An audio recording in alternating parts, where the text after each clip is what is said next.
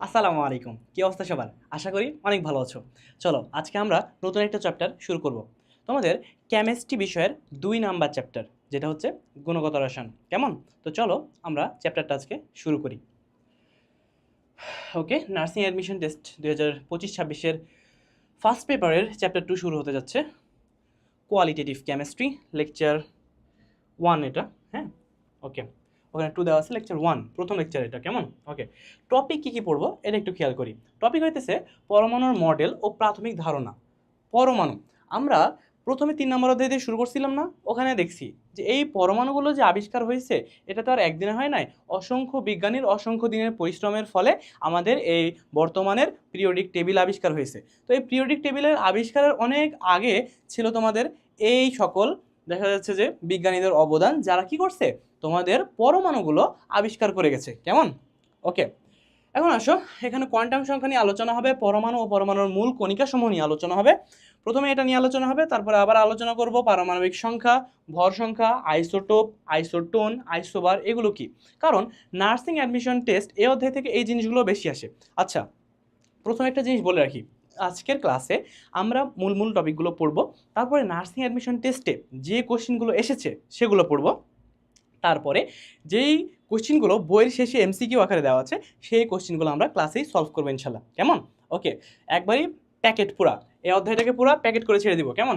তারপর ইলেকট্রন বিন্যাস, তড়িৎ চুম্বকীয় বর্ণালী, দ্রবণে আয়ন শনাক্তকরণ, সব কিছুই আমরা এই ক্লাসে পড়ার চেষ্টা করব ইনশাআল্লাহ।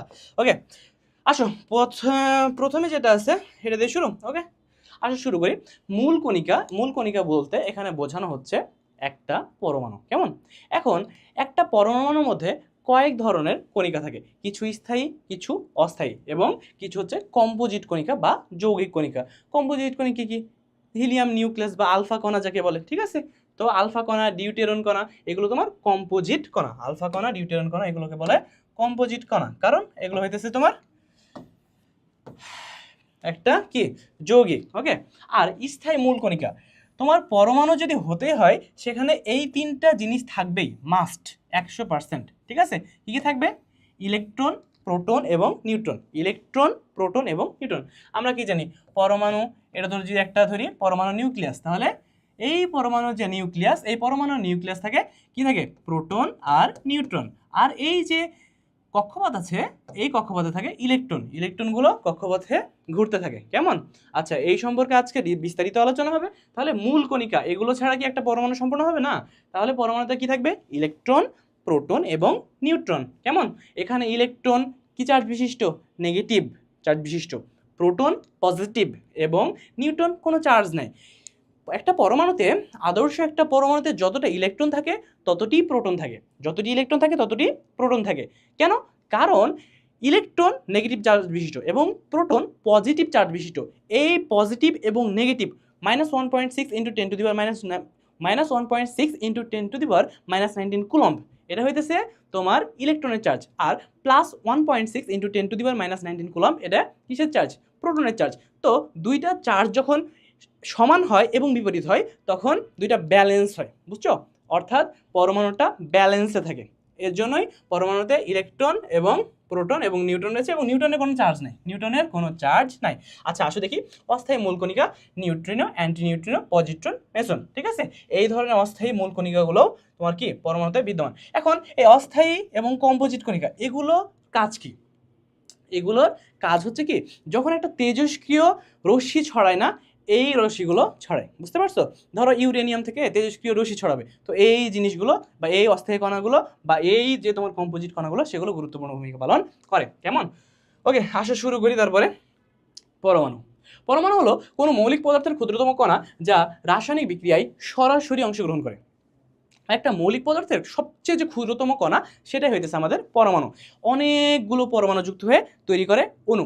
কি তৈরি করে ভাইয়া? অণু। ঠিক আছে, এখন এরকম অনেকগুলো পরমাণু মিলে যৌগও তৈরি করতে পারে। যেমন যদি উদাহরণ দাও, হাইড্রোজেন একটা পরমাণু, আরেকটা হাইড্রোজেন আরেকটা পরমাণু, এবং আরেকটা মনে করো সাপোজ একটা অক্সিজেন। তাহলে একটা অক্সিজেন পরমাণু এবং দুইটা হাইড্রোজেন পরমাণু যখন বিক্রিয়া করে এবং সমযোজী বন্ধনে আবদ্ধ হয়, তখন কি তৈরি করে? পানি তৈরি করে। এটা একটা সিম্পল হিসাব। তো এই জিনিসগুলোই বলা হইতেছে যে পরমাণু হলো কোনো মৌলিক পদার্থের ক্ষুদ্রতম কণা যা রাসায়নিক বিক্রিয়ায় সরাসরি রাসায়নিক বিক্রিয়ায় সরাসরি অংশগ্রহণ করে। পরমাণুর মধ্যে সাধারণত 3টি কণা বিদ্যমান, যাদেরকে বলা হয় মূল কণিকা, যেগুলো আগেই বলছি। কি কি? Electron, proton, neutron. আবার বলি, ইলেকট্রন, প্রোটন, নিউট্রন। এখন কোশ্চিন যদি আসে, ভাইয়া পরমাণুর মধ্যে মূল কণিকা কয়টি? কয়টা? 3টা। কয়টা ভাইয়া? 3টা। ঠিক আছে, কি কি? Electron, proton, neutron. Electron, proton, neutron. Okay, আসলে ইলেকট্রন নিয়ে কথা বলি। ইলেকট্রন নিয়ে যদি কথা বলি, এটি একটি ঋণাত্মক আধানযুক্ত কণা। ইলেকট্রন হচ্ছে ঋণাত্মক আধানযুক্ত কণা, যার আধান হচ্ছে -1.602 × 10⁻⁻19 কুলম্ব। ঠিক আছে, আচ্ছা, এটা কে আবিষ্কার করে?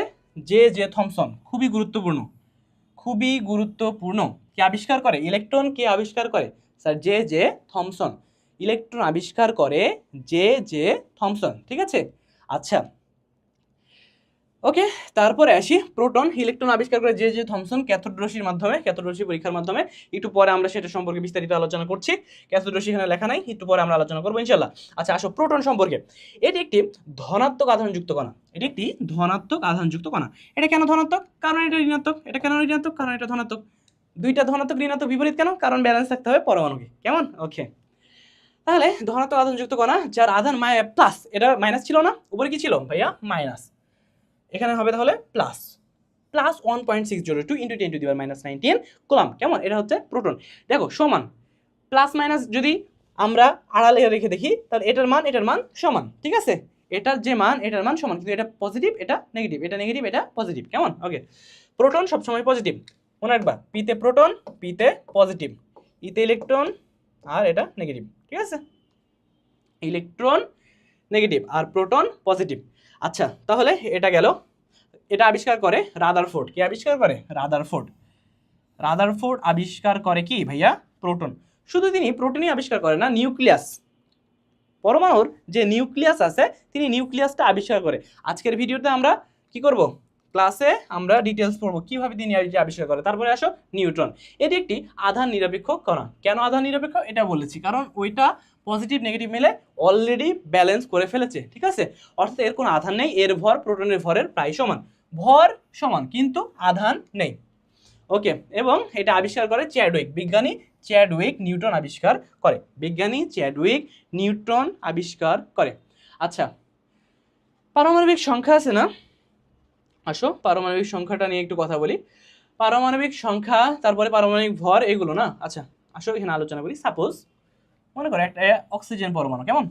এর ভর হইতেছে 8 এখন, এবং এটার পারমাণবিক যে ভর, এটা যেটা লিখলাম 8, এটা হইতেছে পারমাণবিক সংখ্যা। কি লিখলাম? এটা ভর 8, ভর হইতেছে 16, এবং যে পারমাণবিক সংখ্যা সেটা হইতেছে 8, পারমাণবিক সংখ্যা। কেমন? আর এটা হইতেছে পারমাণবিক ভর। ওকে, আচ্ছা, এখন আসো দেখি জিনিসটা কি। এই যে পারমাণবিক সংখ্যা, এটাকে প্রকাশ করা হয় জেড দ্বারা। ঠিক আছে, ওকে। একটা পরমাণুর মধ্যে ইলেকট্রন সংখ্যা কম বেশি হয় কারণ কি? কারণ সেই পরমাণুটা কি করতে পারে? আয়নে পরিণত হতে পারে। হতে পারে ক্যাটায়ন, হতে পারে অ্যানায়ন। যেমন এখন আছে অক্সিজেন, কিছুক্ষণ পর যখন অক্সিজেন আর 2টা ইলেকট্রন গ্রহণ করে অক্সিজেন 2- হবে, তখন এখানে ইলেকট্রন সংখ্যা দাঁড়াবে 10টা। কিন্তু বর্তমানে এখানে ইলেকট্রন সংখ্যা আছে 8টা। কেন 8টা? ইলেকট্রন সংখ্যা 8টা, প্রোটন সংখ্যা 8টা। কেন ইলেকট্রন সংখ্যা 8টা? কারণ প্রোটন সংখ্যা 8টা। কেন প্রোটন সংখ্যা 8টা? কারণ পারমাণবিক সংখ্যা 8। বুঝছো? একটা পরমাণুতে পারমাণবিক সংখ্যা মানে বুঝাই সেই পরমাণুতে কতটি প্রোটন আছে, সেই পরমাণুতে কতটি প্রোটন আছে তার সংখ্যাই হচ্ছে আমাদের পারমাণবিক সংখ্যা। কেমন? পারমাণবিক সংখ্যাকে জেড দ্বারা প্রকাশ করা হয়। কি দ্বারা প্রকাশ করা হয়? জেড দ্বারা প্রকাশ করা হয়। আবার বলতেছি, একটি পরমাণুতে তোমার প্রোটনের সংখ্যাই পারমাণবিক সংখ্যা। কিসের সংখ্যা? প্রোটনের সংখ্যাই তোমার পারমাণবিক সংখ্যা। তো এখানে প্রোটনের সংখ্যা কত? 8টা। পারমাণবিক সংখ্যা কত? 8। এর জন্য ইলেকট্রন কয়টা? 8টা। কিন্তু যখন তোমার এই ইলেকট্রনটাই কি করলো? আর 2টা ইলেকট্রন গ্রহণ করলো, এই পরমাণুটাই যখন আর 2টা ইলেকট্রন গ্রহণ করলো, তারপরে কি হলো? ইলেকট্রন সংখ্যা এখানে 10টা, এবং এটা কি হয়েছে? অ্যানায়ন হয়েছে। কি হয়েছে ভাইয়া? অ্যানায়ন হয়েছে। কারণ কি? 2টা ইলেকট্রন গ্রহণ করছে। ধরো সোডিয়ামের ক্ষেত্রে লক্ষ্য করো, সোডিয়াম এখানে ইলেকট্রন আছে 11টা, কারণ কি প্রোটন 11টা। তো একটু পর যখন সোডিয়াম প্লাস হবে, অর্থাৎ এটা যখন ক্যাটায়ন তৈরি করলো, কি তৈরি করলো ভাইয়া? ক্যাটায়ন। একটা ইলেকট্রন যখন ছেড়ে দিল, তারপরে সোডিয়াম প্লাস হইলো, অর্থাৎ ক্যাটায়ন তৈরি করলো, তখন ইলেকট্রনের সংখ্যা দাঁড়াইলো তোমার 10টা। ছিল কয়টা? 11টা। হইলো কয়টা? 10টা। বুঝছো? অর্থাৎ একটা পরমাণুতে ইলেকট্রনের সংখ্যা কম বেশি হইতে পারে, কিন্তু প্রোটনের সংখ্যা কখনো কম বেশি হইতে পারে না। প্রোটনের সংখ্যা কখনো কম বেশি হইতে পারে না। এ থেকে বোঝা গেল একটা ইলেকট্রনের বা একটা পরমাণুর ভালো করে বুঝো, যে একটা পরমাণুর তোমার যে পারমাণবিক ভর সেটা চেঞ্জ হইতে পারে কখন? আইসোটপ হইলে। কি হইলে? আইসোটপ হইলে। কিন্তু পারমাণবিক যে সংখ্যা সেটা কখনো চেঞ্জ হয় না। একটা পরমাণুর পারমাণবিক যে সংখ্যা সেটা কখনো চেঞ্জ হয় না, অর্থাৎ প্রোটন সংখ্যা কখনো চেঞ্জ হয় না। ওকে, আচ্ছা আসো তাহলে এখান থেকে কি বুঝলাম? পারমাণবিক সংখ্যার যে হিসাবটা সেটা হইতেছে, পারমাণবিক সংখ্যা মানে হইতেছে একটা পরমাণুর প্রোটন সংখ্যা। প্রোটন সংখ্যা, একটা পরমাণুর প্রোটন সংখ্যা হইতেছে পারমাণবিক সংখ্যা। কেমন? তাহলে প্রোটন সংখ্যা আমাদের কি? পারমাণবিক সংখ্যা। বুঝছো? ওকে ওকে, এটা গেছে। তাহলে আমাদের পারমাণবিক যে সংখ্যা ছিল এটা পড়লাম, যেখানে জেড দ্বারা প্রকাশ করা হয়, এবং কি তোমার এটা হইতেছে তোমার নিউক্লিয়াসে অবস্থান করে, নিউক্লিয়াস 8টি প্রোটন, এর জন্য এর পারমাণবিক যে সংখ্যা সেটা হইতেছে 8। আচ্ছা, এবার আসো পারমাণবিক ভর। পারমাণবিক ভর কি? আচ্ছা, পারমাণবিক ভর, পারমাণবিক ভর যে জিনিসটা আছে সেটা হইতেছে একটা পরমাণুর মধ্যে নিউক্লিয়াসে যতটি প্রোটন এবং যতটি নিউট্রন আছে তার যোগফল। এই যে পারমাণবিক ভর, এটাকে অনেক সময় বলে নিউক্লিয়ন সংখ্যা। কি বলে? নিউক্লিয়ন সংখ্যা। পারমাণবিক ভর সংখ্যা অথবা নিউক্লিয়ন সংখ্যা। পারমাণবিক ভর সংখ্যা অথবা নিউক্লিয়ন সংখ্যা দুইটা একই জিনিস, এবং দুইটা কি বোঝায়? দুইটাই বোঝায় তোমার প্রোটন এবং নিউট্রনের যোগফল। প্রোটন এবং নিউট্রনের যোগফল। প্রোটন এবং নিউট্রনের যোগফল। এখানে ইলেকট্রনের কোনো ইয়া নাই, বুঝতো? হস্তক্ষেপ নাই, ইলেকট্রনের কোনো হস্তক্ষেপ নাই। একটা পরমাণুর মাঝে, এটা যদি একটা পরমাণু হয়, এটা যদি একটা নিউক্লিয়াস হয়, এই নিউক্লিয়াসের মাঝে প্রোটন আর নিউট্রন থাকে। এই প্রোটন আর নিউট্রনের যে মোট ভর সেটাই হইতেছে পরমাণুর পারমাণবিক ভর। কেমন? পরমাণুর পারমাণবিক ভর। এখান থেকে আমরা একটা জিনিস দেখতে পারি, যে দেখো, যদি অক্সিজেনের ক্ষেত্রে দেখলাম না যে অক্সিজেনের পারমাণবিক সংখ্যা ছিল 8, পারমাণবিক ভর ছিল 16। এখন এখান থেকে কয়েকটা জিনিস প্রশ্ন আসতে পারে, যে ধরো এটা দিল না, জাস্ট পরীক্ষায় দিল অক্সিজেন, অক্সিজেন লিখে বলল তোমার অক্সিজেনের পারমাণবিক সংখ্যা কত? অক্সিজেনের পারমাণবিক সংখ্যা, ঠিক আছে? অক্সিজেনের পারমাণবিক সংখ্যা কত? তখন কি বলবা? 8। ঠিক আছে, ওকে। এখন তারপর বললো অক্সিজেনের ভর সংখ্যা কত? তখন কি হবে? 16। যখন বললো অক্সিজেনের নিউট্রন সংখ্যা, অক্সিজেনের নিউট্রন সংখ্যা, তাহলে অক্সিজেনের যে পারমাণবিক সংখ্যা সেটা আমরা পাইলাম 8, অক্সিজেনের যে ভর সংখ্যা সেটা আমরা পাইলাম 16, অর্থাৎ অক্সিজেনের যে নিউট্রন সংখ্যা সেটা কত হবে বলো তো ভাইয়া? এই সূত্র হইতেছে তোমার ভর সংখ্যা ইকুয়াল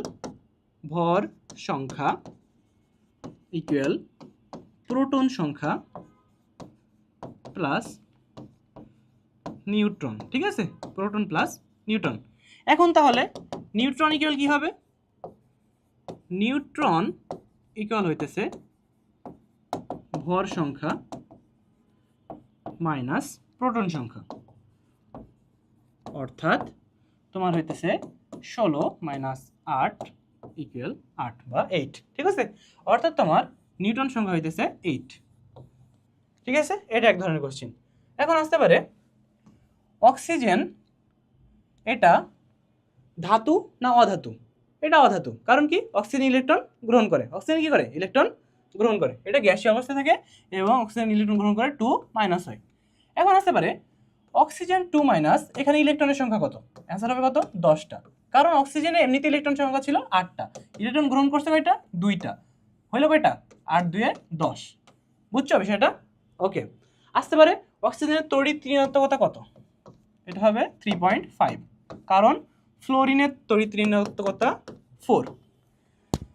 পিরিয়ডিক টেবিলে বা পর্যায় সারণীতে সবচেয়ে বেশি যে তড়িৎ ঋণাত্মক মৌল সেটা হচ্ছে ফ্লোরিন, এবং যার তড়িৎ ঋণাত্মকতার মান 4।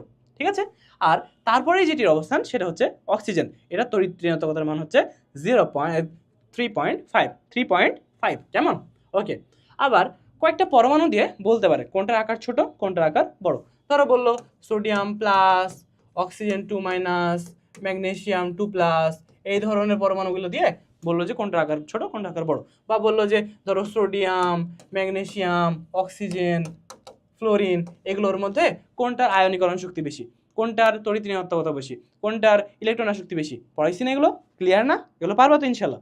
খুব সহজ জিনিস, কেমন? এগুলো মিস করা যাবে না। নার্সিং ভর্তি পরীক্ষায় কঠিন জিনিস আসে না, কিন্তু যেই সহজ জিনিস আসে সেগুলো মিস করা যাবে না। এগুলো যদি মিস করো তাহলে কিন্তু চান্স মিস হয়ে যাবে, অথবা ভালো একটা নার্সিং কলেজ ছুটে যাবে। বুঝছো? তখন ঢাকা থেকে চলে যেতে হবে বান্দরবান নার্সিং কলেজ। ওটা অনেক ভালো, কিন্তু সুযোগ সুবিধা কম। কেন? কারণ ঢাকায় থেকে দেখবা আর বান্দরবানে থেকে দেখবা, দুইটা জায়গা কি সেম? রাজধানী তো রাজধানী, তাই না? তো চেষ্টা করবা যে ঢাকার মধ্যে থাকার, আর ঢাকার মধ্যে থাকতে কি হইলে কি করতে হবে? ভালো করে পড়তে হবে, ভালো মার্ক পাইতে হবে। কেমন? ওকে, তাহলে এখান থেকে বুঝলাম পারমাণবিক ভর সংখ্যার যে বিষয়টা, প্রোটন সংখ্যা প্লাস নিউট্রন সংখ্যা, এটা ছিল। ওকে, আমাদের এই জিনিসটা পড়া শেষ। তারপর আসো দেখি পারমাণবিক, এটা হয়েছে আইসোটপ নিয়ে এখন আলোচনা হবে। আচ্ছা আসো, এখন আমরা আইসোটপ নিয়ে আলোচনা করব। আইসোটোপ মনে রাখবা, আইসো মানে সমান, আইসো মানে সমান। এখন কি সমান? আইসো মানে তো সমান বললাম, এখন কি সমান? পি আছে না? পি দ্বারা বুঝবা যে এখানে প্রোটন সংখ্যা সমান হবে। পি দ্বারা কি বুঝবা? প্রোটন সংখ্যা সমান হবে। অর্থাৎ আইসোটপ, আইসোটপে কি সমান হবে ভাইয়া? প্রোটন সংখ্যা। আইসোটপে সমান হবে প্রোটন সংখ্যা। এখন কোন মৌলের, ধরো আইসোটপ বলতে দুইটা জিনিসকে বোঝাবে, ঠিক আছে? অর্থাৎ এখানে দুইটা পরমাণু থাকবে, হতে পারে একই জাতীয় অথবা ভিন্ন জাতীয়। এখানে সাধারণত আইসোটপের ক্ষেত্রে একই জাতীয়। একই জাতীয় বলতে হাইড্রোজেনেরই দুইটা পরমাণু, বা কার্বনেরই দুইটা পরমাণু, বা তোমার ইউরেনিয়ামেরই দুইটা পরমাণু। ইউরেনিয়ামের আইসোটপ কত? দুইটা, ঠিক আছে? প্রকৃতিতে সাধারণত পাওয়া যায় দুইটা। আচ্ছা, তাহলে দেখো আইসোটপ বলতে বোঝাবে যে দুইটি পরমাণুর প্রোটন সংখ্যা একই। কি বললাম? প্রোটন সংখ্যা একই কিন্তু ভর সংখ্যা ভিন্ন। প্রোটন সংখ্যা একই কিন্তু ভর সংখ্যা ভিন্ন, তাদেরকে পরস্পরের আইসোটপ বলে, তাদেরকে পরস্পরের আইসোটপ বলে। উদাহরণ দিয়ে ক্লিয়ার হয়ে যাবে। Hydrogen 1 1, hydrogen 1 2, hydrogen 1 3। ওকে, এখন এটা কোনটা কি এটা একটু বলি। এটা প্রোটিয়াম, এটা হইতেছে প্রোটিয়াম। কেমন? এটা হইতেছে ডিউটেরিয়াম, ডিউটেরিয়াম। ওকে, প্রোটিয়াম, ডিউটেরিয়াম। আর তোমার এটা হইতেছে ট্রিটিয়াম।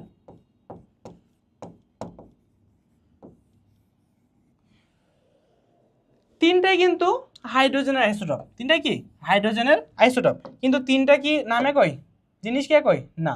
তাহলে কি জিনিসটা হইতেছে দাঁড়াচ্ছে? এটা হইতেছে প্রোটিয়াম, এটা ডিউটেরিয়াম এবং এটা ট্রিটিয়াম। এরকম করে হাইড্রোজেন 7টা পরমাণু আইসোটপ থাকে, কিন্তু প্রকৃতিতে পাওয়া যায় এই তিনটা, প্রোটিয়াম, ডিউটেরিয়াম, ট্রিটিয়াম। কি কি?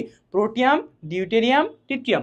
এখানে দেখো হাইড্রোজেনের 1 1 দ্বারা বোঝাচ্ছে এই যে 1, এটা হইতেছে হাইড্রোজেনের প্রোটন সংখ্যা। কত?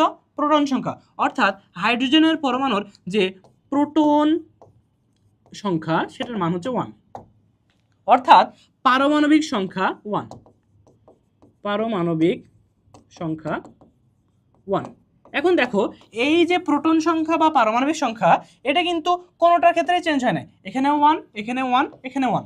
অর্থাৎ আইসোটোপের ক্ষেত্রে প্রত্যেকটা পরমাণুতে প্রোটন সংখ্যা বা পারমাণবিক সংখ্যা সেম হবে। কি হবে? প্রোটন সংখ্যা বা পারমাণবিক সংখ্যা সেম হবে। কেন হবে? কারণ তোমার যখন আইসোটোপ দেখতেছো প্রোটন সংখ্যা বা পারমাণবিক সংখ্যা কেন সেম হইতেছে? কারণ এগুলো একই পরমাণু। আর থ্যাংক ইউ ভাই। ওকে, তাহলে আমাদের একই পরমাণুর ক্ষেত্রে আমরা কি দেখলাম? আইসোটোপ। এখন কথা হইতেছে এখানে একটু খেয়াল করো যে ভর সংখ্যা এটা কি সেম? ভর সংখ্যা কি সেম? কখনোই না। কেন সেম না? একটু দেখাই। এখানে নিউট্রন সংখ্যার যে সেটা ভিন্নতা রয়েছে। এখানে দেখো হাইড্রোজেন যখন 1 ছিল ভর সংখ্যা ছিল 1, অর্থাৎ এখানে নিউট্রন সংখ্যা ছিল 0। নিউট্রন সংখ্যা কত? 0। কারণ কি? কারণ হইতেছে আমাদের ভর সংখ্যা ইকুয়াল আমরা কি পাইছিলাম? প্রোটন সংখ্যা প্লাস নিউট্রন সংখ্যা, প্রোটন সংখ্যা প্লাস নিউট্রন সংখ্যা। এখন দেখো এই যে প্রোটন সেটা হইতেছে 1 এবং নিউট্রন 0। কারণ কি? এখানে প্রোটন অলরেডি 1 হয়ে গেছে এবং এখানে কত আছে? ভর সংখ্যা 1, তার মানে নিউট্রন সংখ্যা 0। অর্থাৎ হাইড্রোজেনের যে স্বাভাবিক পরমাণু সেখানে কোনো নিউট্রন নাই। হাইড্রোজেনের যে স্বাভাবিক পরমাণু সেখানে কোনো নিউট্রন নাই। হাইড্রোজেনই একমাত্র পরমাণু যে স্বাভাবিক পরমাণু যেটা সেটাতে কোনো নিউট্রন নাই। তাছাড়া হিলিয়ামের ক্ষেত্রে চিন্তা করো, নিউট্রন আছে। প্রত্যেকটা পরমাণুর ক্ষেত্রেই নিউট্রন আছে। বুঝছো? আচ্ছা, তাহলে এটা দেখলাম হাইড্রোজেনের ক্ষেত্রে নিউট্রন নাই, কিন্তু হাইড্রোজেনের যে আইসোটোপ সেটাতে আবার নিউট্রন আছে। দেখো এখানে হইতেছে যেটা ডিউটেরিয়াম পড়লাম সেখানে নিউট্রন আছে কয়টা? একটা। দেখো ভর সংখ্যা এখানে 2 এবং ভর সংখ্যা ইকুয়াল কি ছিল? তোমার প্রোটন সংখ্যা 1, অর্থাৎ নিউট্রন সংখ্যা কত হবে? নিউট্রন সংখ্যা হবে একটা, কারণ 1 1 2। কেমন? পরেরটার ক্ষেত্রে লক্ষ্য করো, এটা ট্রিটিয়ামে নিউট্রন সংখ্যা 2 হয়ে গেছে। কারণ কি? ভর সংখ্যা 3 - 2 = 1, অর্থাৎ তোমার যে নিউট্রন সংখ্যা সেটা হইতেছে 1, এই নিউট্রন সংখ্যা সেটা হইতেছে আমাদের 2। কেমন? ক্লিয়ার? কিন্তু সবগুলোর ক্ষেত্রে কিন্তু আমার যে নিচে ভর সংখ্যা নিচের ক্ষেত্রে যেটা আছে সেটা হইতেছে পারমাণবিক সংখ্যা, সেটা কিন্তু সেম। ওকে, ক্লিয়ার? আচ্ছা, তারপরে আসো, এটা গেল। এখন আমরা যেটা পড়ব সেটা হইতেছে আইসোটোপ তো পড়লাম, এখন আর কি কি আছে? আইসোটোন আছে, আইসোটোন। বুঝছো? দেখো এই তো আইসো বার আছে এবং আইসোটোন আছে। এখন আইসোটোন নিয়ে আলোচনা হবে। এখান থেকে যদি একটু পড়ে শোনাই, এক কথায় আইসো মানে সমান, আর নামে শেষে কি আছে? টোন, দৈন্ত ন, তার মানে বুঝবো যে এখানে নিউট্রন সংখ্যা সমান। এখন কি বুঝবো?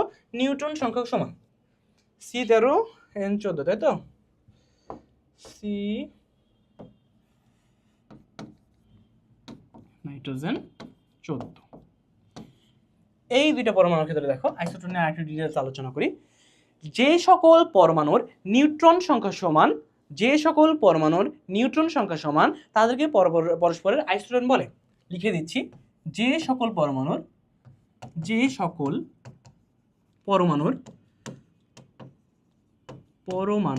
নিউট্রন সংখ্যা সমান তাদেরকে পরস্পরের কি বলে? আইসোটোন। পরস্পরের আইসোটোন বলে। দৈন্ত ন দিয়ে কি বোঝাবে? নিউট্রন। দৈন্ত ন দিয়ে বোঝাবে নিউট্রন সংখ্যা। কেমন? আচ্ছা, কিভাবে এটা হলো দেখো, এখানে নিচে যেটা আছে সেটা হচ্ছে জেড বা তোমার পারমাণবিক সংখ্যা। কেমন? পারমাণবিক সংখ্যা। এখন কার্বনের ক্ষেত্রে পারমাণবিক সংখ্যা হইতেছে আমাদের 6 বা 6। কার্বনের ক্ষেত্রে পারমাণবিক সংখ্যা হইতেছে আমাদের 6 এবং কার্বনের ভর সংখ্যা হইতেছে 13। কার্বনের ভর সংখ্যা হইতেছে 13, প্রোটন সংখ্যা 6, ভর সংখ্যা 13, অর্থাৎ নিউট্রন সংখ্যা হবে 13 - 6 = 7। 13 - 6 = 7। এখন এই জিনিসটা আবার নিউটনের ক্ষেত্রে দেখো, নিউটনের প্রোটন সংখ্যা হইতেছে 7 এবং ভর সংখ্যা কত? 14, অর্থাৎ 14 - 7 অর্থাৎ 7।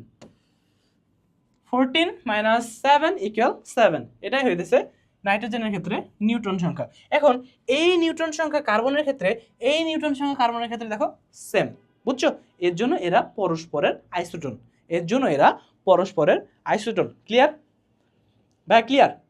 বুঝতে পারছো? তাহলে আইসোটোন কাকে বলে? পরীক্ষায় যদি প্রশ্ন আসে ধরো প্রশ্ন আসলো যে কার্বন 6, কার্বন সাধারণত কার্বনের পারমাণবিক ভর কিন্তু 12, ঠিক আছে, কিন্তু এখানে যেটা দেওয়া আছে 13, এটা একটা আইসোটোপ দেওয়া আছে কার্বনের কয়েকটা আইসোটোপ আছে, কার্বন 12, কার্বন 13, কার্বন 14, বুঝতে পারছো? তো কার্বনের যে স্বাভাবিক যে পরমাণু সেটা কিন্তু কার্বন 6, 12, 6, 12 মানে 6 হইতেছে পারমাণবিক সংখ্যা, 12 তোমার ভর সংখ্যা। এখন এই পরমাণু আর এই নাইট্রোজেনের স্বাভাবিক পরমাণু 7, 14, এটা কি পরস্পর আইসোটন? বলো তো ভাইয়া, এই দুইটা কি পরস্পর আইসোটন? একটু খাতায় করো তো, লিখো। কার্বন 6, 12 অর্থাৎ পারমাণবিক সংখ্যা 6, ভর সংখ্যা 12, এবং তোমার নাইট্রোজেন পারমাণবিক সংখ্যা 7, ভর সংখ্যা 14, এটা কি পরস্পর আইসোটন? না। কেন না? কারণ হইতেছে এখানে দেখো তোমার এখানে নিউটন সংখ্যা হইতেছে 6, এখানে নিউটন সংখ্যা হইতেছে 7, তাহলে 6 আর 7 দুইটা কি সেম জিনিস? 6, 7 সেম জিনিস? কখনোই না, সেজন্য এরা আইসোটন না, কিন্তু এরা আইসোটন। বুঝছো? তাহলে পরীক্ষায় যদি প্রশ্ন আসে পারবা না? পরীক্ষায় যদি প্রশ্ন আসে পারবা? ওকে, পারবা ইনশাল্লাহ। এখন আসো তারপরে দেখি কি আছে। আইসো বার পড়বো, ঠিক আছে, আমরা এখন আইসো বার পড়বো। ওকে, আইসো বার।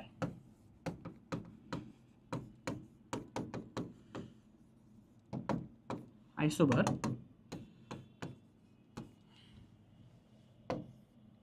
আবার কার্বন নাইট্রোজেন দিয়ে উদাহরণ দিয়ে বুঝতে সহজ হবে। তোমার আইসোবার হচ্ছে যে সকল পরমাণুর ভর সংখ্যা সমান, যে সকল পরমাণুর ভর সংখ্যা সমান তাদেরকে পরস্পরের আইসোবার বলে। এটা দুইটা ইয়া হয়ে গেছে না? আচ্ছা, এটা দুইটা ইয়া হবে না, এটা তো বুঝতে পারছো যে আইসোবার,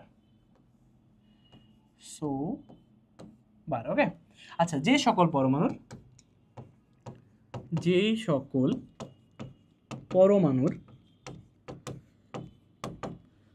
ভর সংখ্যা পরস্পর সমান, যে সকল পরমাণুর ভর সংখ্যা পরস্পর সমান তাদেরকে পরস্পরের কি বলে? তাদেরকে পরস্পরের তোমার কি বলতেছে? আইসোবার বলে। কেমন? ওকে, তাহলে আসো দেখি। কার্বন 7, 14, নাইট্রোজেন কার্বন ছিল এখানে হইতেছে আমাদের 6, 14, 7, 14। দেখো কার্বনের একটা আইসোটোপ বলছিলাম, কয়েকটা আইসোটোপ থাকে, C6, 13, C6, 14 এবং C6 যেটা 12, এটা স্বাভাবিকভাবে পাওয়া যায়। কার্বন 6, 12 এটা স্বাভাবিক,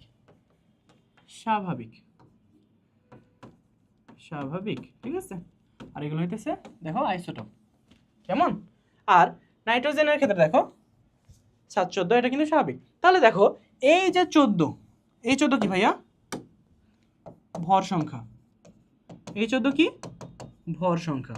এখন এই 14 দেখো, এটাও কি? ভর সংখ্যা। অর্থাৎ আইসোবার, যার ভর সংখ্যা সমান সেগুলোই আইসোবার। কোশ্চেন যদি আসে নার্সিং অ্যাডমিশন টেস্ট 2025-26, ধরো যদি কোশ্চেন আসে নিচের কোনটি আইসোবার, দেখবো ভর সংখ্যা কোন দুইটা পরমাণুর সেম, দাগাই দিব। ভর সংখ্যা কোনো ক্যালকুলেশন নাই, শুধু দেখবো উপরের দুইটা কার সেম, কোনো ক্যালকুলেশন নাই, শুধু দেখবো উপরের দুইটা কার সেম। যদি থাকে আইসোটোপ দেখবো নিচের দুইটা কার সেম। এখন যদি নিচে সেম থাকে, আবার যদি থাকে একই, মানে উপরেও 2 এখানেও 2, তাহলে কিন্তু হইলো না, দুইটা উপরের গুলো ভিন্ন হইতে হবে। কারণ কি? ভর সংখ্যা আমাদের নিউটন সংখ্যা ভিন্ন হবে, বুঝছো?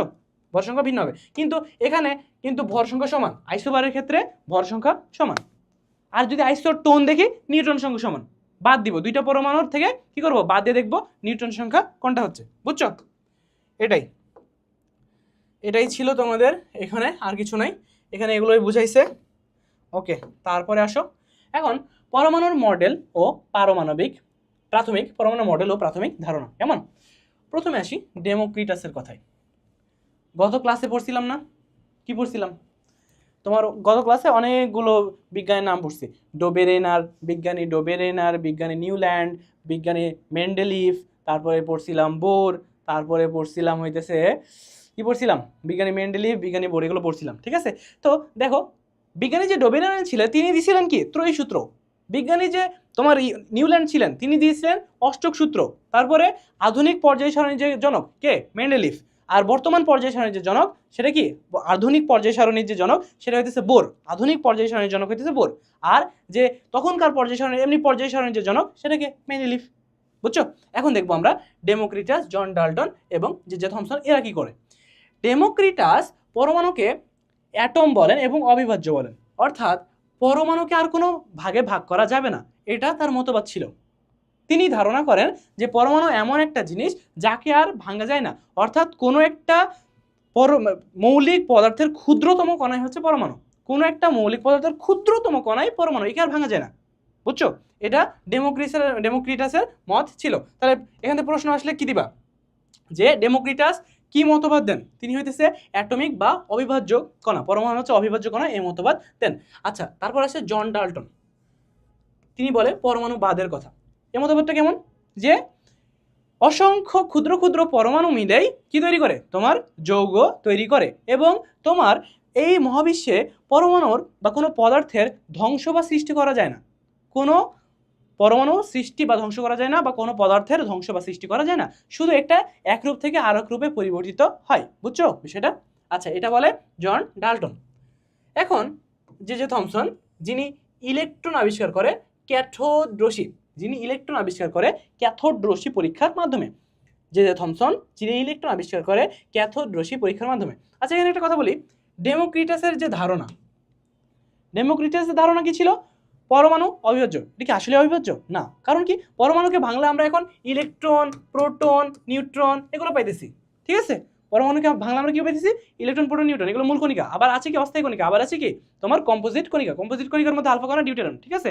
আচ্ছা, ওখানে আরেকটা জিনিস আমরা একটু আগে দেখলাম না, হাইড্রোজেনের যে আইসোটোপ ছিল তিনটা, তার মধ্যে 2 নাম্বারটা ছিল ডিউটেরিয়াম। কি ছিল? ডিউটেরিয়াম। একে ডি দ্বারা প্রকাশ করা হয়, D2O। এটা হইতেছে ভারী পানির সংকেত। এই জিনিসটা গুরুত্বপূর্ণ, এর জন্য বলে দিলাম, পরীক্ষায় আসে কিন্তু, খুবই গুরুত্বপূর্ণ, 5 স্টার। যে ভারী পানির সংকেত কোনটি, ভারী পানির সংকেত কোনটি, D2O। ঠিক আছে, ভারী পানির সংকেত কোনটি, আবার বলতেছি D2O।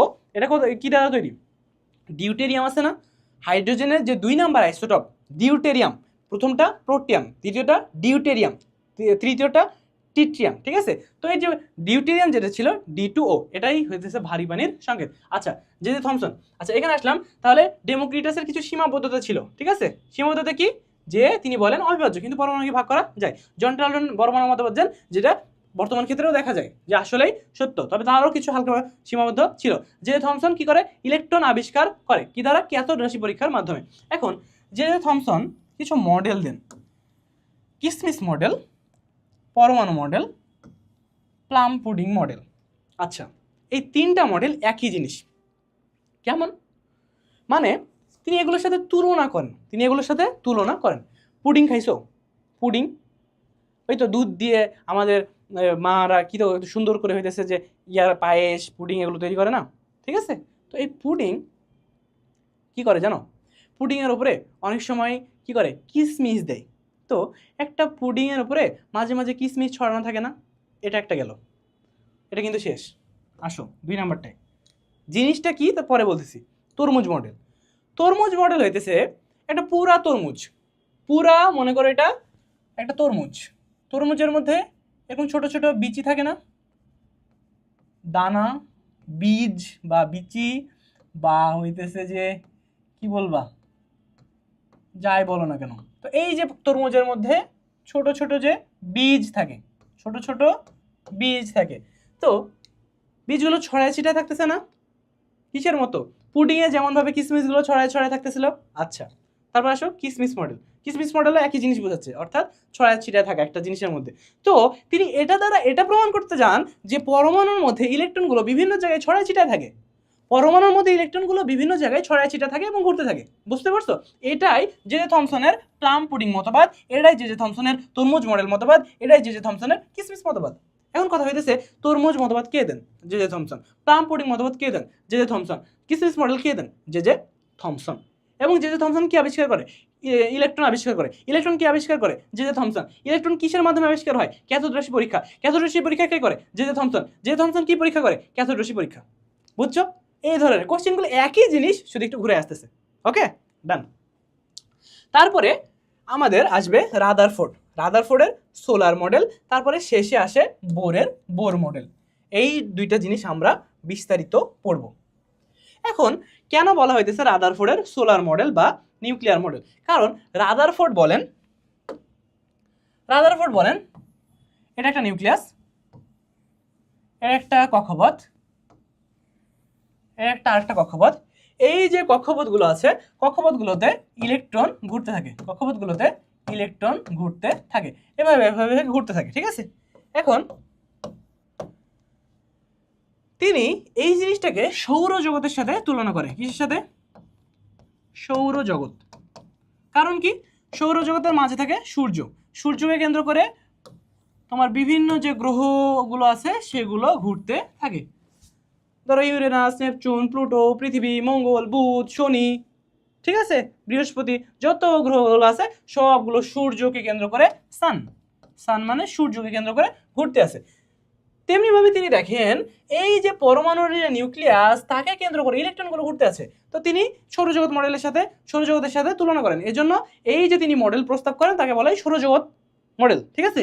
এই যে মডেল তাকে কি বলা হয়? Solar system model. কি বলা হয়? Solar system model. কেমন? ওকে, এখন আসো দেখি জিনিসটা কি হয়। একটু পরে সোলার সিস্টেম মডেল আমরা বিস্তারিত পড়ব। পরমাণুর মডেল ও প্রাথমিক ধারণা। ওকে, স্যার জে থমসন ক্যাথোড রশ্মি পরীক্ষার মাধ্যমে ইলেকট্রন আবিষ্কার করে, ঠিক আছে? এটা অলরেডি বলছি। এখন এখানে 3 ধরনের মডেল আছে, একটা হচ্ছে রাদারফোর্ডের মডেল, একটা বোরের মডেল, একটা কোয়ান্টাম বলবিদ্যার মডেল, ঠিক আছে? রাদারফোর্ড মডেল কত সালে? 1911, বোর 1913, কোয়ান্টাম বলবিদ্যা 1924 থেকে 1927 সালের মধ্যে প্রতিষ্ঠিত হয়। কেমন? ওকে, এখন আসো দেখি রাদারফোর্ড যে সোলার মডেল দিলেন সেটা আসলে কিভাবে দিলেন।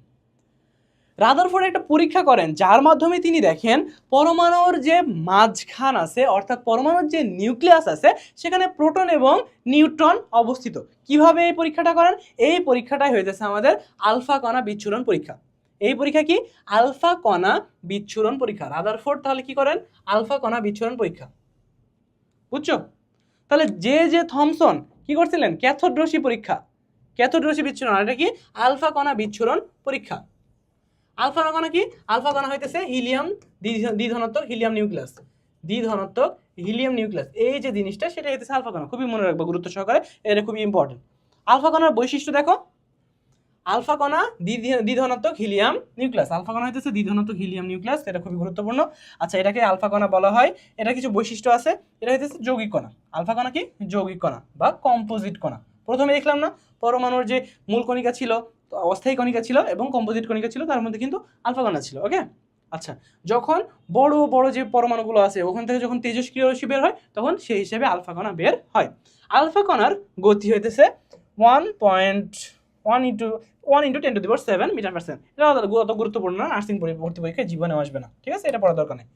আচ্ছা, আলফা কণাতে 2টি প্রোটন 2টি নিউট্রন থাকে। 2টি প্রোটন দেখো, 2টি প্রোটন ওইখানে দেখো 2টি প্রোটন থাকে কারণ পারমাণবিক সংখ্যা 2, 2টি নিউট্রন কারণ ভর সংখ্যা ছিল 4, প্রোটন সংখ্যা 2, তার মানে নিউট্রন সংখ্যা 2, ঠিক আছে? তাহলে 2টি প্রোটন 2টি নিউট্রন থাকে এবং আলফা কণার ভর সংখ্যা 4। আলফা কণার ভর সংখ্যা 4, ভর সংখ্যাটা দেওয়া আছে। আচ্ছা, তেজস্ক্রিয় মৌল থেকে যেটা বললাম যে আলফা কণা নির্গত হয় পাতলা সোনার পাত এবং জিঙ্ক সালফেট পর্দা। এবং এই যে পরীক্ষা রাদারফোর্ড যে পরীক্ষাটা করেন সেই পরীক্ষাটা আসলে কিভাবে করেন? সেই পরীক্ষাটা আসলে তিনি যেটাতে করেন সেটা হইতেছে এই ধরনের জিঙ্ক সালফাইড একটা পর্দা নেন, এখানে তোমার সোনার পাত নেন, মাঝখানে পরমাণু ছিল, তো পরমাণুর যে নিউক্লিয়াস, তো তিনি দেখলেন যে বেশিরভাগ রশ্মি বা বেশিরভাগ কণা তোমার কি পাস করে চলে যাচ্ছে। তারপরে এইখানে প্রতিভাবা সৃষ্টি করতেছে, জিঙ্ক সালফাইড পর্দায় এসে পড়তেছে এবং প্রতিভাবা মানে আলোর সৃষ্টি করতেছে। কিন্তু কিছু পরিমাণ কণা ধাক্কা লেগে ব্যাকওয়ার্ড পয়েন্টে চলে আসতেছে, কিছু পরিমাণ কণা, প্রায় 20,000-এ একটা কণা ধাক্কা লেগে বাইরের দিকে আবার উল্টা পথে চলে আসতেছে বা অন্যদিকে সরে যাচ্ছে।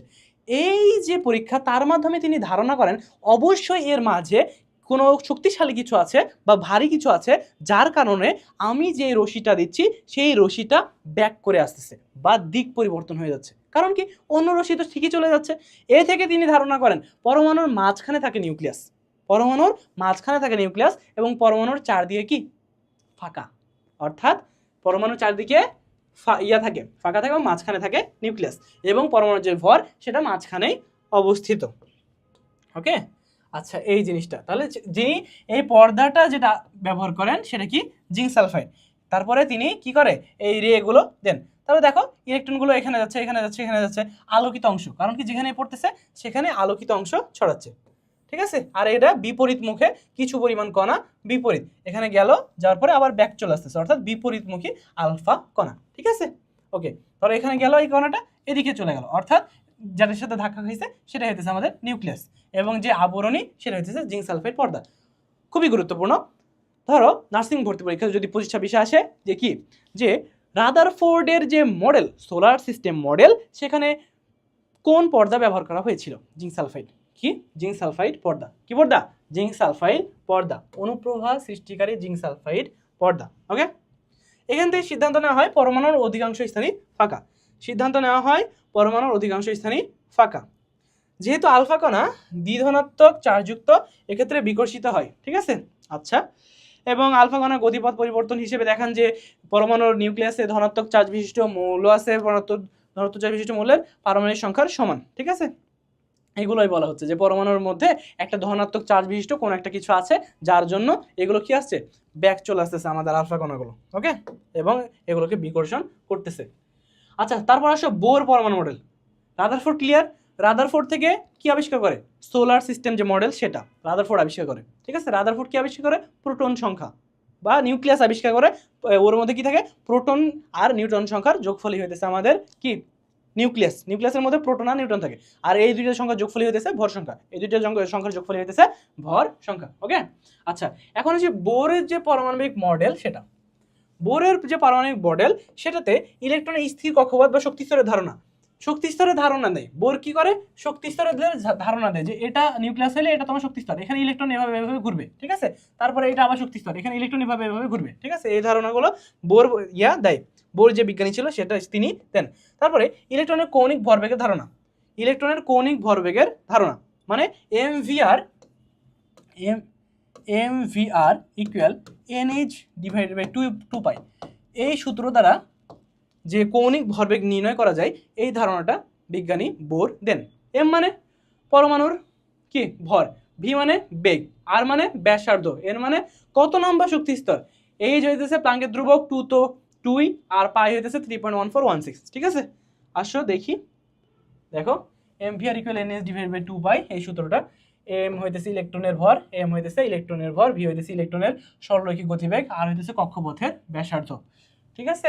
আর এই যে প্লাঙ্কের ধ্রুবক খুব ইম্পর্টেন্ট, অনেক সময় আসে যে প্লাঙ্কের ধ্রুবক নিচের কোনটি, তারপরে অর্থাৎ মানটা তোমাকে মুখস্থ করতে হবে 6.626 ইন্টু 10⁻34 জুল সেকেন্ড। এখানে দেখো একটা কাহিনী আছে, 6.626 ইন্টু 10⁻, কিন্তু ভাই শুধু 34 না, -34 তারপর আছে জুল সেকেন্ড, এটা কিন্তু জুল পার সেকেন্ড না, জুল পার সেকেন্ড দিলে কাটা, বুঝছো। এই যে একক অনেক সময় দেখা যায় কি মেডিকেল এগুলো চরম পরিমাণে করে, কি করে ওমা সবগুলো একক একই দিয়ে রাখে, বুঝছো, একটু করে মানে মান একই দিয়ে রাখে, লাস্টে যায় একটু করে চেঞ্জ করে দেয়। ভার্সিটিতে কোশ্চেন দেখবা মান একই, সবগুলো দেখবা যে 6.626 ইন্টু 10⁻34, আবার খ গ গ ঘ আবার দেখবা 6.626 10⁻34, সবগুলোতে চেঞ্জ কোথায়? কোথাও দিছে জুল সেকেন্ড, কোথাও দিছে জুল পার সেকেন্ড, কোথাও দিছে জুল ইনভার্স 2, কোথাও দিচ্ছে জুল ইনভার্স 3, বা কোথাও দিছে সেকেন্ড জুল ইনভার্স 1। কি করবা? বুঝছো, এর জন্য একক মনে রাখা খুবই জরুরি, বুঝছো, একক মনে রাখা খুবই জরুরি। বলো তো এই ছোট জি এর একক কত? ছোট জি এর একক যদি বলো ভাইয়া হ্যাঁ এটা তো সহজ 9.8 metre per one, 9.8 metre per one যদি বলো তাহলে মারা কি মিটার পার 2, কারণ এটা ত্বরণ, এটা কি ত্বরণ, বুঝছো। অর্থাৎ তোমার লাস্টের যে একক সেটা মনে রাখা খুব জরুরি। তাহলে এটা জুল সেকেন্ড, কি বললাম জুল সেকেন্ড, আর -34 এটা হচ্ছে তোমার প্লাঙ্কের ধ্রুবক, কেমন। আর mvr ইকুয়াল nh ডিভাইডেড 2 পাই, এটার মাধ্যমে তোমার ইলেকট্রনের কৌণিক ভরবেগ নির্ণয় করা যায়, আর শক্তির শোষণ এবং বিকিরণ বর্ণালী এটা দ্বারা ব্যাখ্যা করা যায়। অর্থাৎ তিনি বলেন, বোর বিজ্ঞানী যিনি ছিলেন তিনি বলেন যে ইলেকট্রন যখন শক্তি গ্রহণ করে তখন এক শক্তি স্তর থেকে পরবর্তী শক্তি স্তরে যায়, এবং ইলেকট্রন যখন শক্তি ছেড়ে দেয় তখন পরবর্তী শক্তি স্তর থেকে আগের শক্তি স্তরে ফিরে আসে। কেমন? এই জিনিসগুলো তিনি দেখান। কেমন? Okay, M V R equal N is divide two by M equal ইলেকট্রনের ভর, এগুলো যেন না ভুলো। আর ইকুয়াল অরবিটার ব্যাসার্ধ, ভি ইকুয়াল ইলেকট্রনের বেগ, এইচ ইকুয়াল প্লাঙ্কের ধ্রুবক কত 6.626 into 10 to the power -34 joule second. Okay, আচ্ছা, এন ইকুয়াল কক্ষপথের সংখ্যা হয়েছে। আচ্ছা, এখন আসো কোয়ান্টাম সংখ্যা। কোয়ান্টাম সংখ্যাতে আসবো, তার আগে আমরা একটা জিনিস বলি যে আমরা এখানে প্রথমে যে জিনিসটা পড়ছিলাম, দেখো প্রথমে কি পড়ছিলাম? প্রথমে পড়ছিলাম এখানে রাদারফোর্ডের পরমাণু মডেল। কি পড়ছিলাম? রাদারফোর্ডের পরমাণু মডেল। তারপরে পড়ছি বোরের পরমাণু মডেল। এখন কোয়ান্টাম বলবিদ্যা মডেল। এখন পড়বো কি? কোয়ান্টাম বলবিদ্যা মডেল। এই কোয়ান্টাম বলবিদ্যা মডেলের মধ্যে আছে কোয়ান্টাম সংখ্যা, তারপরে আছে শ্রোডিঞ্জারের সমীকরণ, তারপরে আরও কিছু সমীকরণ আছে, সবগুলো মিলে তোমার হইতেছে কোয়ান্টাম বলবিদ্যা। তবে সবগুলোর মধ্যে যেটা খুবই ইম্পর্টেন্ট সেটা হইতেছে কোয়ান্টাম সংখ্যা। ঠিক আছে? ক্লিয়ার? দেখতে পাচ্ছ, শুনতে পাচ্ছ? ওকে, আশা করি সব কিছু ঠিকঠাক আছে। তাহলে কোয়ান্টাম বলবিদ্যার মধ্যে আছে তোমার কি? কোয়ান্টাম সংখ্যা। কোয়ান্টাম সংখ্যা। এখন এই কোয়ান্টাম সংখ্যা হইতেছে চারটা। কোয়ান্টাম সংখ্যা কয়টা? চারটা। এই চারটা কোয়ান্টাম সংখ্যা দ্বারা একটা পরমাণুতে ইলেকট্রনের শক্তি স্তর, উপশক্তি স্তর, ইলেকট্রনের ত্রিমাত্রিক দিকবিন্যাস, ইলেকট্রনের স্পিন, এগুলো সম্পর্কে জানা যায়।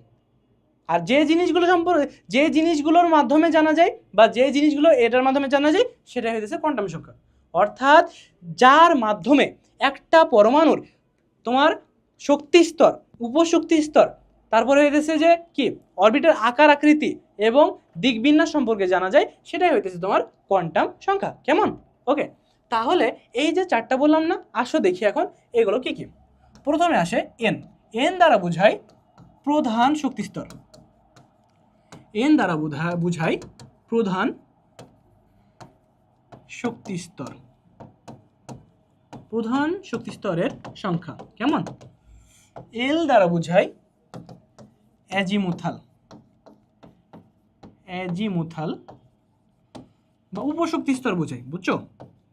উপশক্তি স্তর। তোমার এম আছে, এম দ্বারা বোঝায় ম্যাগনেটিক এবং এস দ্বারা বোঝায় স্পিন। এটা স্পিন অর্থাৎ ঘূর্ণনের দিক। স্পিন বোঝায় ঘূর্ণনের দিক। আর এটা বোঝায় ত্রিমাত্রিক দিক বিন্যাস। এটা দ্বারা কি বোঝায়?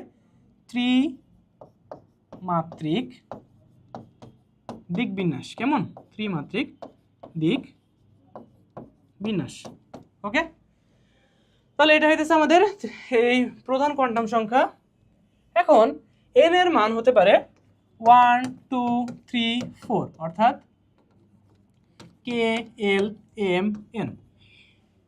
এন ইকুয়াল যদি 1 হয় তার মানে প্রধান শক্তি স্তর 1 নাম্বার কক্ষপথ, প্রধান শক্তি স্তর বা 1 নাম্বার কক্ষপথ, প্রধান শক্তি স্তরের 1 নাম্বার কক্ষপথ। কে যদি এন এর মান 2 হয় তার মানে এল বুঝায়, এন এর মান যদি 3 হয় তাহলে এম, এবং এন এর মান যদি 4 হয় তাহলে এন বুঝায়। কেমন? কে এল এম এন এগুলো দ্বারা প্রকাশ করা হয় এন এর মানকে। অর্থাৎ প্রথম শক্তি স্তর, দ্বিতীয় শক্তি স্তর, তৃতীয় শক্তি স্তর, চতুর্থ শক্তি স্তর। এই যে শক্তি স্তরগুলো আছে এই শক্তি স্তরে আবার কিছু কিছু করে উপশক্তি স্তর থাকে। উপশক্তি স্তর কি? আসো দেখি। এই যে এল বা অ্যাজিমুথাল কোয়ান্টাম সংখ্যা, এটা দ্বারা আমরা বুঝবো উপশক্তি স্তর। কেমন? এখন এটা তো বুঝলাম যে এটা। এখন এখানে একটা জিনিস, একটা শক্তি স্তরে কয়টি ইলেকট্রন থাকতে পারে এটা নির্ণয় করা হয় 2n² এই সূত্র দ্বারা। অর্থাৎ প্রথম শক্তি স্তরে ইলেকট্রন থাকবে 2 × 1² অর্থাৎ 2টা। দ্বিতীয় শক্তি স্তরে ইলেকট্রন থাকবে 8টা, কারণ কি 2² করলে 4 আর 4 দুগুণী 8। তৃতীয় শক্তি স্তরে ইলেকট্রন থাকবে 18টা, কারণ 3² 9, 9 × 2 তে 18।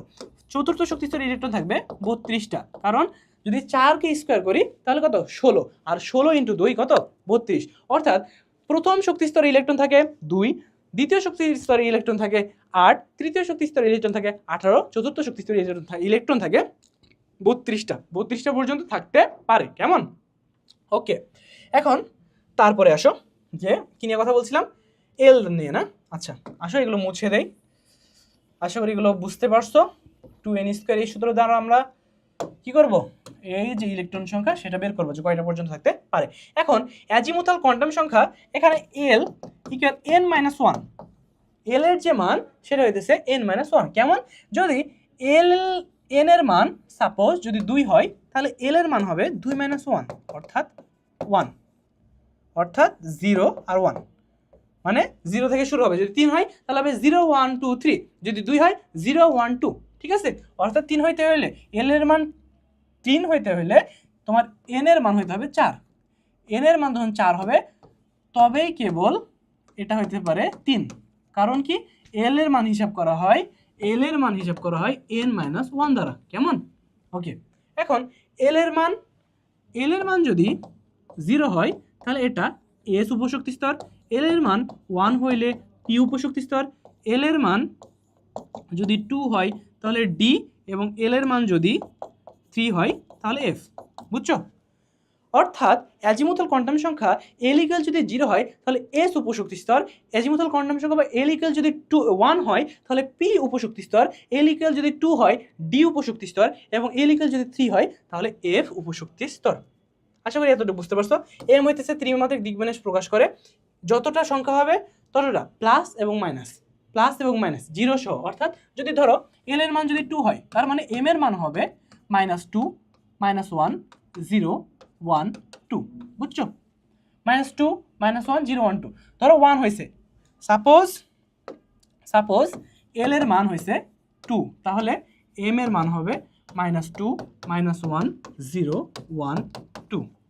ধরো l এর মান হয়েছে 3, তাহলে m ইকুয়াল হবে -3 -2 -1 0 1 2 3। কয়টা দেখো, 1 2 3 4 5 6 7, অর্থাৎ 7 দুগুণী 14।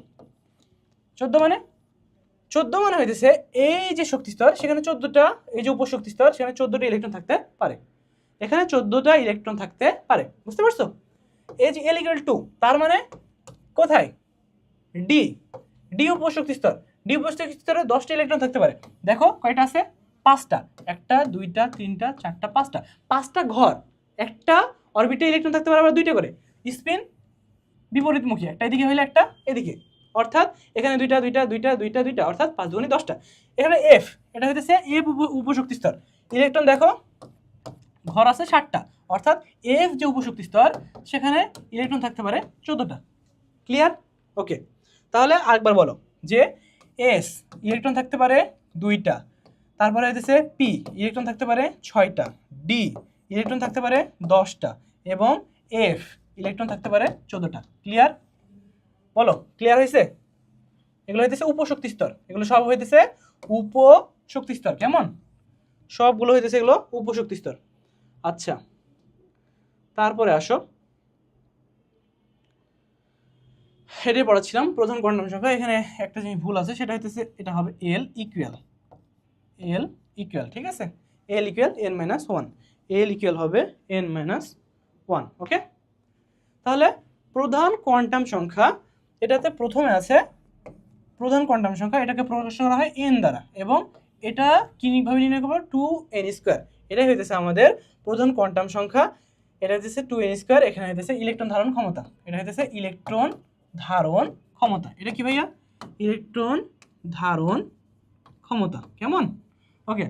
তাহলে l যে দ্বিতীয় শক্তি স্তর সেটা ইলেকট্রন ধারণ ক্ষমতা কত, এটা হবে 2 × 2l + 1, 2 × 2l + 1। এখন দেখো l এর মান বসাও, l এর মান যদি 1 হয় দেখো তাহলে এখানে বসাও। আচ্ছা দেখি আমরা নতুন একটা পেজ নেই। ধরো l যে উপশক্তি স্তর সেখানে ইলেকট্রন ধারণ ক্ষমতা হচ্ছে, সূত্র হচ্ছে 2 × 2l + 1, অর্থাৎ l ইকুয়াল যদি 0 হয় তার মানে কি বলছি, s উপশক্তি স্তর, s উপশক্তি স্তর।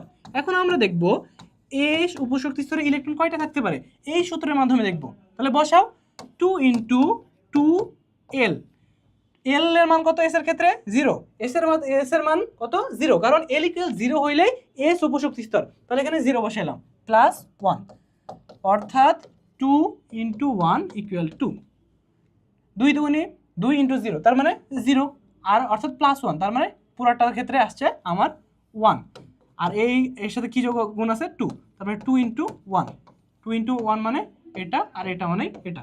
কেমন? ওকে, তারপর এটা দেখো, L = যদি 0 হয় তাহলে আসছে P উপশক্তি স্তর, তার মানে 2 × +1 অর্থাৎ 6। কেমন করে? 2 2 কে 2 + 1 তার মানে 3, 3 × 2 তার মানে হইতেছে 6। কেমন? এভাবেই তোমার L = যদি 2 হয় অর্থাৎ এটা যদি D উপশক্তি স্তর, এটা হবে D উপশক্তি স্তর। উপশক্তি স্তরে ইলেকট্রন কয়টা থাকতে পারে বলছি? 10টা। কিভাবে? 2 × 2 × 2 + 1 অর্থাৎ 2 × 4 + 1 অর্থাৎ 2 × 5 অর্থাৎ 10। বুঝতে পারছো? এভাবে F নাম্বারটা তোমাদের বাড়ির কাজ কিভাবে নির্ণয় করবা? এভাবে 2 × 2 × 3, F এর ক্ষেত্রে কিসে L এর মান কত? 3, ঠিক আছে? এভাবে আসবে F এর ক্ষেত্রে 14টা। ওকে, আচ্ছা, তাহলে এবার এটা দেখো যে সহকারী কোয়ান্টাম সংখ্যা, এটা হচ্ছে L = n-1, এটা দ্বারা নির্ণয় করব, এবং এখানে ইলেকট্রন সংখ্যা নির্ণয় করব এই সূত্র দ্বারা 2 × 12 + 1, এটা হচ্ছে SPDF পর্যন্ত হতে পারে। আর চৌম্বকীয় কোয়ান্টাম সংখ্যা বলছি -L to +L, -L to +L, include 0, include 0, 0 include থাকবে, ঠিক আছে? আচ্ছা, মানে যদি 3 হয় তাহলে -3, -2, -1, 0, 1, 2, 3, ঠিক আছে? এভাবে। আচ্ছা, আর ঘূর্ণন কোয়ান্টাম সংখ্যা হইতেছে, ঘূর্ণন কোয়ান্টাম সংখ্যা S দ্বারা প্রকাশ করা হয়। কাকে? S দ্বারা প্রকাশ করা হয়। এটা +1/2 -1/2, +1/2 -1/2। ওকে, এই জিনিসটা এটা দেখো, দেখো আবিষ্কারক, কোয়ান্টাম সংখ্যার আবিষ্কারক, প্রধান কোয়ান্টাম সংখ্যার আবিষ্কারক বোর, ঠিক আছে? এবং সমারফিল্ড হইতেছে সহকারী কোয়ান্টাম সংখ্যার আবিষ্কারক, জিমেন হইতেছে চৌম্বকীয় কোয়ান্টাম সংখ্যা M যেটা ছিল সেটার আবিষ্কারক, এবং উলেনবেক এবং গোল্ডস্মিথ হইতেছে ঘূর্ণন কোয়ান্টাম সংখ্যার আবিষ্কারক। এটা n দ্বারা প্রকাশ করা হয়, এটা হইতেছে L দ্বারা প্রকাশ করা হয়, এটা M দ্বারা প্রকাশ করা হয় -L থেকে +L পর্যন্ত, বা +L থেকে -L পর্যন্ত, আর এটা S দ্বারা প্রকাশ করা হয় +1/2 -1/2, ঠিক আছে? প্রথমটা প্রধান কোয়ান্টাম সংখ্যা, এটা শক্তি স্তরের আকার বর্ণনা করে। কি বর্ণনা করে? শক্তি স্তরের আকার। দ্বিতীয়টা আকৃতি, সহকারী কোয়ান্টাম সংখ্যা। তারপরে ত্রিমাত্রিক দিকবিন্যাস, ইলেকট্রনের যে ত্রিমাত্রিক দিকবিন্যাস আছে সেটা এখানে বর্ণনা করে। তারপর ইলেকট্রনের ঘূর্ণনের প্রকৃতি, ইলেকট্রনটা কিভাবে ঘুরতেছে, একটা পরমাণুতে ইলেকট্রনটা কোন স্পিনে ঘুরতেছে, এটা তোমার S দ্বারা প্রকাশ করা হয়। এটা কি দ্বারা প্রকাশ করা হয়? S দ্বারা প্রকাশ করা হয়। ক্লিয়ার? ওকে, তারপরে আর কি আছে? ওকে, পরমাণুর ইলেকট্রন বিন্যাস হলো একটি পরমাণুর বিভিন্ন শক্তি স্তর এবং উপশক্তি স্তরে ইলেকট্রনগুলো কিভাবে সাজানো থাকে তার সুনির্দিষ্ট বিন্যাস। এটাই হয়েছে আমাদের ইলেকট্রন বিন্যাস। কিভাবে সাজানো থাকে এটাই হয়েছে আমাদের ইলেকট্রন বিন্যাস। ওকে, এখানে কয়েকটা নীতি কাজ করে: আউফবাউ নীতি, পাউলির বর্জন নীতি এবং হুন্ডের নীতি। কি কি নীতি? আউফবাউ নীতি, পাউলির বর্জন নীতি এবং হুন্ডের নীতি। এখন এই ভিডিওতে আউফবাউ নীতি আছে, পাউলির বর্জন নীতি আছে, হুন্ডের নীতি আছে। প্রথমে আসো আমরা আউফবাউ নীতি দেখব, পরের ভিডিওতে থেকে আমরা কি শুরু করব, তোমার আবার এই হুন্ডের নীতি, পাউলির বর্জন নীতি, এগুলো দিয়ে আবার পরে ভিডিও শুরু করব। ওকে, দেখো তাহলে আউফবাউ নীতি, এই নীতি অনুসারে ইলেকট্রনগুলো সর্বনিম্ন শক্তি স্তর থেকে প্রথমে প্রবেশ করবে সর্বনিম্ন শক্তি স্তরে, তারপরে যাবে উচ্চ শক্তি স্তরে। প্রথমে প্রবেশ করার কথায় যে অরবিটালের বা যে উপশক্তি স্তরের তোমার শক্তি কম, যে শক্তি স্তরের শক্তি কম, সেখানে আগে প্রবেশ করবে। আচ্ছা, বুঝতে পারছো? এটাই হইতেছে তোমার আউফবাউ নীতি। S উপশক্তি স্তরের জন্য L = 0 বলছি, এগুলো পড়াইছে না? P উপশক্তি স্তরের জন্য L = 1, D এর জন্য 2, আর F এর জন্য 3। কেমন? আচ্ছা, এখন দেখো যে কিভাবে কম বেশি যোগ করো তো। এটার ক্ষেত্রে আমরা প্রথমে করি, এটা হইতেছে 1, S এর মান কত? 0, তার মানে 0 - 1, 0 + 1 1। 2 এর ক্ষেত্রে যোগ করো 2 + 0 অর্থাৎ 2। এটার ক্ষেত্রে যোগ করো 2 + 1, 1 কেন? কারণ P এর মান 1, P এর মান 1, তার মানে 3। এটার ক্ষেত্রে হিসাব করো 3 + 0, এখন এটা হইতেছে 3। এখন কথা হইতেছে এটাও 3, এটাও 3, তাহলে কেন আগে 2P তে প্রবেশ করলো? কারণ এখানে n এর মান কম। যদি এমন হয় যে দুইটাই 3, ধরো এই যে প্রধান শক্তি স্তর, প্রথমে যেটা মান লেখা আছে সেটা কিন্তু প্রধান শক্তি স্তর, এবং পরে যেটা লেখা আছে সেটা উপশক্তি স্তর, ঠিক আছে?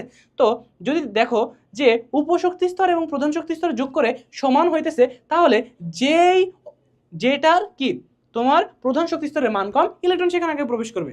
যেখানে প্রধান শক্তি স্তরের মান কম, ইলেকট্রন সেখানে আগে প্রবেশ করবে, এর জন্য টুপিতে প্রবেশ করছে। ঠিক আছে, এভাবেই দেখলাম যে দেখো এখানে 1, তারপরে 2, তারপরে 3, তারপরে 3, তারপরে হচ্ছে 4, এভাবে প্রবেশ করতে আসে। অর্থাৎ যেখানে শক্তি কম আগে যার শক্তি কম তাকে দিব, তারপরে যার শক্তি বেশি তাকে দিব। ঠিক আছে, এটাই আহুবাও নীতি। ঠিক আছে, এটাই আহুবাও নীতি। এভাবে ইলেকট্রনগুলো বিন্যস্ত হয়, এভাবে ইলেকট্রনগুলো বিন্যস্ত হয়। বুঝতে পারছো? এই নীতি অনুসারে ইলেকট্রনগুলো প্রথমে সর্বনিম্ন শক্তি স্তরের অরবিটালে প্রবেশ করে, এরপর ধীরে ধীরে উচ্চ শক্তি স্তরে প্রবেশ করে। আর এটা কিভাবে নির্ণয় করবো? n+1, যেটা আমি এখানে করলাম, n+1। n মানে এই তো প্রধান শক্তি স্তরের মান, আর p মানে এই তো উপশক্তি স্তরগুলোর মান। ক্লিয়ার? ওকে, তাহলে আশা করি ক্লাসটা অনেক সুন্দর লাগছে, ভালো লাগছে, বুঝতে পারছো। যদি কোনো কিছু না বুঝে থাকো কমেন্ট করবা, আমরা এগুলো সলভ করে দেওয়ার চেষ্টা করবো ইনশাল্লাহ। আর নিয়মিত ক্লাস করতে থাকো। ঠিক আছে, জীবনে ভালো কিছু করতে হবে। তোমরা যদি এখন লাস্ট যে অ্যাডমিশন মুহূর্ত আছে এটাতে যদি ভালো কিছু করো তাহলে সবার কাছে গ্রহণযোগ্যতা পাবা। কিন্তু তুমি সারা জীবন অনেক ভালো স্টুডেন্ট ছিলা, মনে করো সারা জীবন অনেক ভালো স্টুডেন্ট ছিলা, কিন্তু এই মুহূর্তে এসে ভালো করে পড়াশোনা করো নাই, নিজের গাফিলতির জন্য যদি ভার্সিটিতে বা মেডিকেলে বা ইঞ্জিনিয়ারিংয়ে বা নার্সিংয়ে বা গুচ্ছতে বা কৃষিতে যে কোনো জায়গায় একটা সিট মিস করো, মানে যে কোনো জায়গায় বলতে সব জায়গায় মিলে একটা সিট পারে ভাই, আমার পাবলিকে চান্স পাইতে হবে, এটাই টার্গেট, আর কিছু না। যে কোনো জায়গায় হোক, নার্সিংয়ে পড়তে আসছো অর্থাৎ নার্সিংয়ে একটা সিট লাগবেই, একটা সিট আমার লাগবেই সরকারিতে। ঠিক আছে, তো এই সিটটা যদি পেয়ে যাও জীবনে অনেক ভালো থাকতে পারবে ইনশাল্লাহ, জীবনটা অনেক সহজ হবে। পেয়ে গেলে যে লাইফ সেট এমন না, কিন্তু জীবনটা অনেক সহজ হবে, বুঝছো? কিন্তু তুমি যদি এটা না পাও জীবনটা আরও অনেক কষ্ট করে আগাইতে হবে। ঠিক আছে, তো সবার জন্য শুভকামনা, সবাই ভালো করে পড়াশোনা করো, দেখা হবে সামনের ভিডিওতে। আসসালামু আলাইকুম।